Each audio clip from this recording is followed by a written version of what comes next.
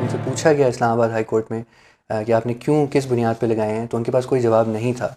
बुनियादी तौर पे तो हम एक मुज़ाहरा कर रहे थे मंजूर पश्तीन की रिहाई के लिए, और ये कि उनकी आइन के ऊपर तनकीद करना, उसकी इस्लाह की बात करना हर शहरी का हक़ होता है, और वहाँ पर यही मुद्दा रखा गया था।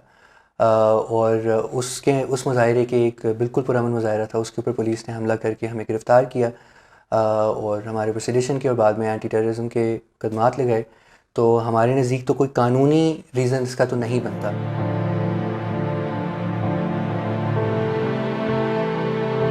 यही है कि ज़ाहिर है पीटीएम और इस तरह की तहरीकें ऐसे सवालात उठा रही हैं जो कि एहतसाब की बात कर रही हैं, इदारों को जवाबदेह करने की बात कर रही हैं, जो लोगों के साथ हुआ है दहशतगर्दी की जंग में उसके अजाले की बात कर रही हैं, मदावे की बात कर रही हैं, ट्रूथ और रिकन्सिलिएशन कमीशन की बात कर रही हैं। तो ज़ाहिर है ये अनकम्फर्टेबल सवाल हैं जो हमारे हुक्मरानों के लिए, और वो नहीं चाहते कि ऐसे सवाल मंज़र आम पर आएँ।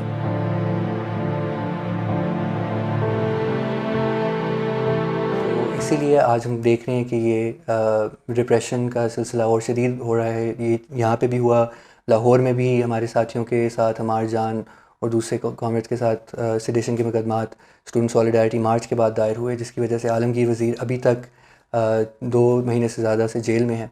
और भी मुख्तलिफ़ तलबा के ख़िलाफ़, कारकुनान के ख़िलाफ़ पाकिस्तान भर में लगाए जा चुके हैं। और ये एक मेरे नज़दीक ये एक दुनिया भर में जो भी एक वेव चल रही है अथॉरिटेरियनिज़म की, चाहे वो हम अपने हमसाय ममालिक में मोदी देखें जो वही सेडिशन का कानून मुसलमान प्रोटेस्टर्स के ऊपर लगा रहा है, तो ये उसी लहर का एक हिस्सा है। और हम समझते हैं कि ये एक जमहूरियत में इस तरह के रवैयों की कोई जगह नहीं है। अगर हमने आगे बढ़ना है बतौर एक समाज, तो हमें इन चीज़ों को डिबेट के लिए, तनकीद के लिए जगह पैदा करनी होगी।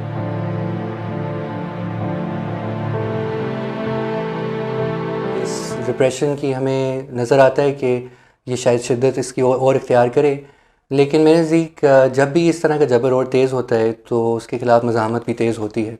तो जिस तरह हमें इस केस में भी नज़र आया कि उन्होंने एक तरह से इंटिमिडेट करने के लिए 23 लोगों को के ऊपर सेडिशन के मुकदमात लगाए, उनको अडियाला जेल भेजा।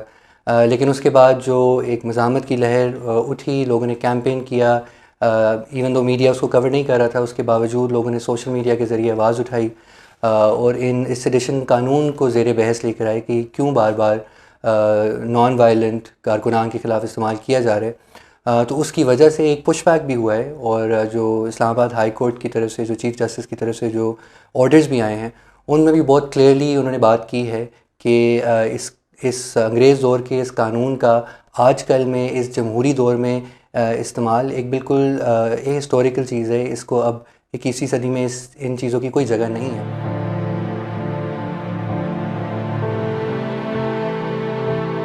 हाँ जी, आज का जो चीफ़ जस्टिस का ऑर्डर था और इससे पिछले भी जो ऑर्डर्स केस में आए हैं, मेरे नज़दीक वो काफ़ी हिस्टोरिक ऑर्डर्स हैं। उन्होंने बहुत क्लियरली कहा है कि जो सेडिशन के कानून का इस तरह इस्तेमाल जो है जिस तरह अथॉरिटीज़ आजकल कर रही हैं वो गलत है। उन्होंने ये भी आज बात की कि फ्रीडम ऑफ एक्सप्रेशन के हवाले से कि वो एक इनवायलेबल फंडामेंटल राइट है, और अथॉरिटीज़ को उसको रिस्पेक्ट करना एक जमहूरियत के लिए एक बहुत अहम जमहूरियत के लिए एक नुक्ता है। साथ साथ उन्होंने ये भी बात की, क्योंकि पब्लिक प्रोसिक्यूटर कह रहे थे कि एंटी स्टेट स्पीचेस के हवाले से वो कोई ऑर्डर लिखें अपनी जजमेंट में कि पीसफुल प्रोटेस्ट में एंटी स्टेट स्पीचेस नहीं होनी चाहिए। तो उन्होंने बड़ा क्लियरली कहा कि कोई भी रियासी इदारा हमारा इतना कमज़ोर नहीं है कि किसी के चंद अल्फाज की वजह से वो कमज़ोर हो जाए, उसको कोई थ्रेट आ जाए। और फिर से उन्होंने फ्रीडम ऑफ स्पीच और एक्सप्रेशन के राइट को दोहराया, और राइट टू प्रोटेस्ट को भी उन्होंने बहुत क्लियरली कहा। और इस हवाले से उन्होंने सेक्शन 144 की आर्बिट्रेरी जो इम्पोजिशन जो कर दी जाती है, जिसके तहत 4 लोगों से ज़्यादा लोगों को असेंबल करने की इजाज़त नहीं दी जाती, उसके भी आर्बिट्रेरी इस्तेमाल की बात की।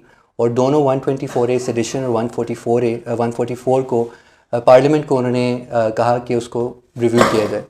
तो आई थिंक उन्होंने एक डायरेक्शन दी है फर्दर रिफ़ॉर्म के लिए, और ये आई थिंक सियासी कारकुनान के ऊपर है, तरक्की पसंद सियासी जमातों के ऊपर है कि वो इस बैटल को आगे लेके जाएं। अभी लाहौर हाई कोर्ट के सामने भी हमारे दोस्त अमार जान ने और आबिद साकी पाकिस्तान बार काउंसिल के थ्रू के जो वाइस चेयरमैन हैं उनके थ्रू एक पिटिशन सेडिशन लॉ के ख़िलाफ़ भी दर्ज की हुई है।